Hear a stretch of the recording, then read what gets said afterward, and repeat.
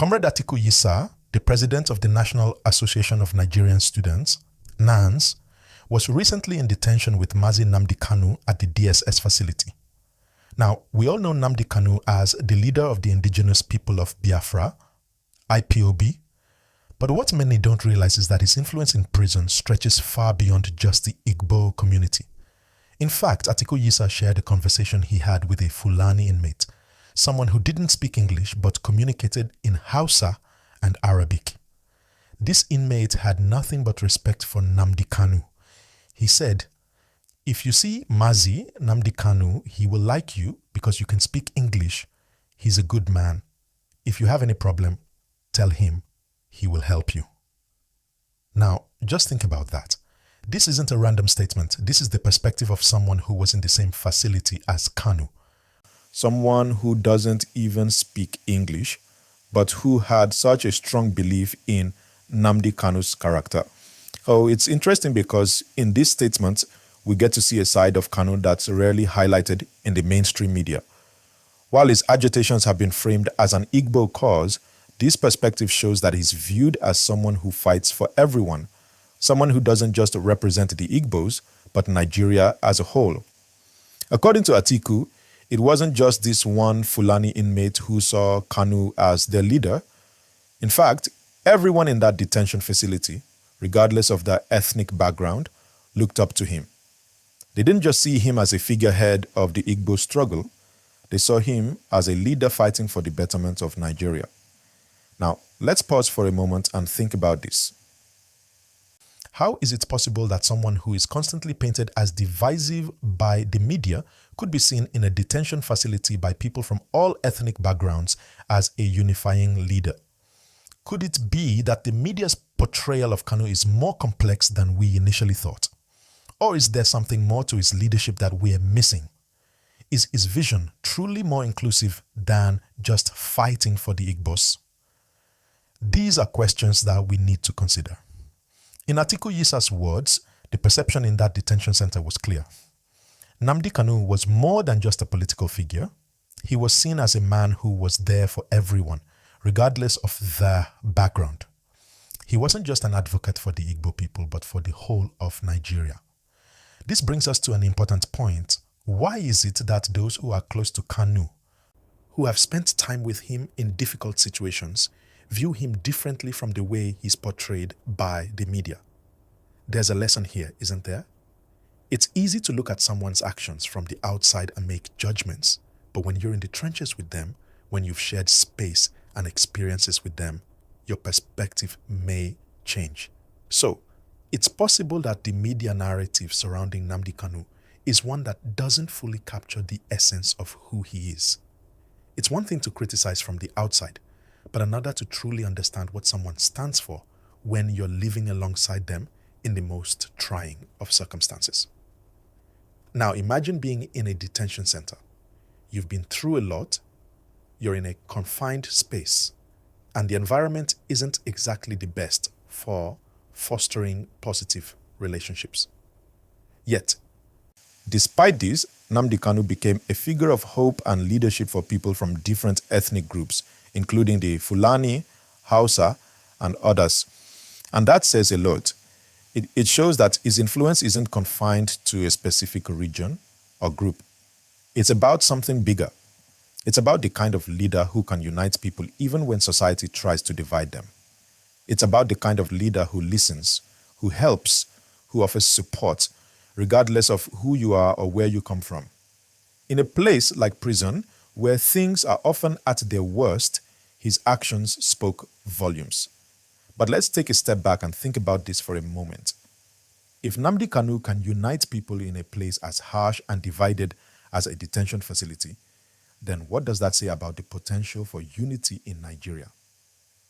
If someone with his level of influence and determination can connect with people from all different walks of life, could that be a sign that Nigeria too has the potential to move beyond its divisions? Could Kanu's leadership, despite all the controversy, be a model for how we approach national unity? Now, don't get me wrong.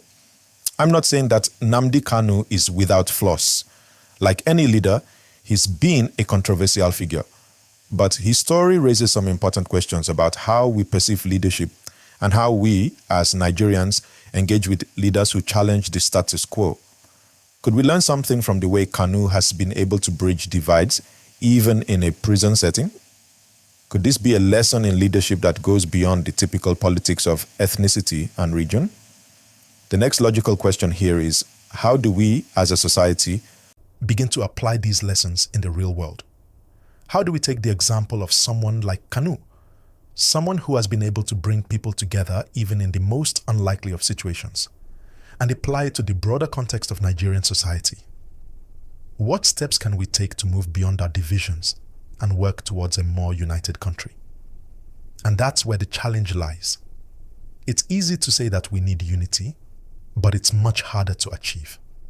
It requires people who are willing to listen, to understand, and to put the interest of the nation above personal or group interests. It requires leaders who are willing to step outside of their comfort zones and reach across the aisle to people they might not agree with. And most importantly, it requires all of us to move beyond the narratives that divide us and focus on what we have in common. Now, as we reflect on Nnamdi Kanu's influence and leadership, there's something crucial we need to acknowledge: his ability to make a difference in an environment as harsh as a detention center. We often think of leadership in terms of political office, power, and public platforms, but sometimes true leadership is about how you interact with the people closest to you. And for those who were in that DSS detention center with Kanu, his leadership was felt, not because of his title or political position, but because of the way he made others feel heard and supported, regardless of their ethnic background. When you hear people talk about Kanu as someone who will help, if you have a problem, it shows that leadership is more than just advocating for your people. It's about creating an environment where others feel like they have a voice. That's leadership. It's about listening, being present, and taking action when it counts. The impact he had on those around him, especially in a place where personal and political divisions could easily tear people apart, is a testament to a different kind of leadership than what we usually see in the political spotlight. And here's the kicker.